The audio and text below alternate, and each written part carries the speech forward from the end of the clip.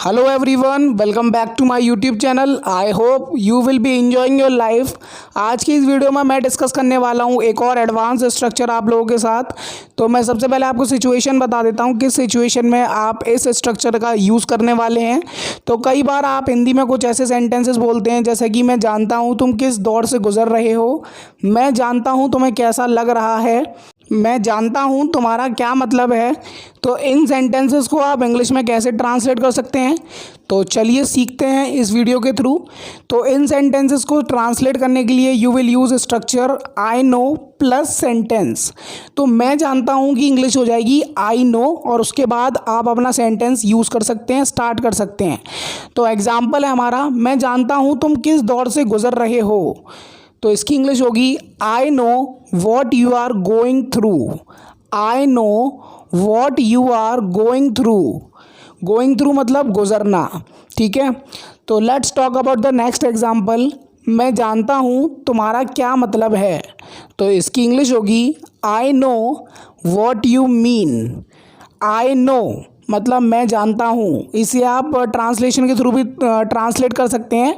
मैं जानता हूँ ये हो जाएगा प्रेजेंट इंडेफिनिट टेंस, और आई के साथ आप नो में एस और यस का यूज़ तो कर नहीं सकते हैं, और ये सिंपल सेंटेंस है तो सिंपली हो जाएगा I know what you mean. मैं जानता हूँ कि तुम्हें कैसा महसूस हो रहा है। तो इसकी इंग्लिश होगी I know how you feel.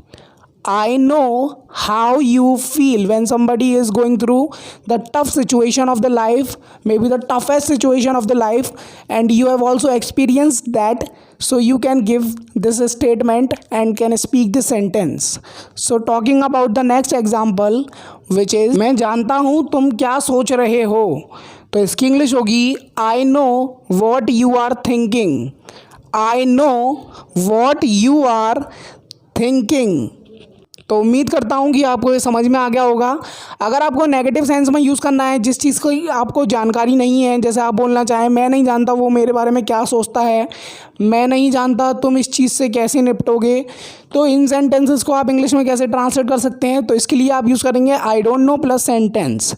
तो एग्जाम्पल है, मैं नहीं जानता वो मेरे बारे में क्या सोचता है। I don't know what he thinks about me.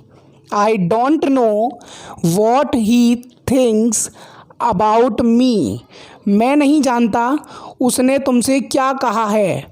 I don't know what he has told you. I don't know what he has told you. So the next example is मैं नहीं जानता तुम उसे कैसे समझाओगे। तो इसकी इंग्लिश होगी I don't know how you will make her understand. लड़की है तो हर, अगर लड़का है तो him. I don't know how you will make him understand या फिर मेक हर अंडरस्टैंड। तो उम्मीद करता हूँ आपको शानदार तरीके से कंसेप्ट समझ में आ गया होगा। अगर आपको कुछ ऐसे सेंटेंसेस बोलने होंगे तो आप कतराएंगे नहीं। तो meet you next video, till then bye bye.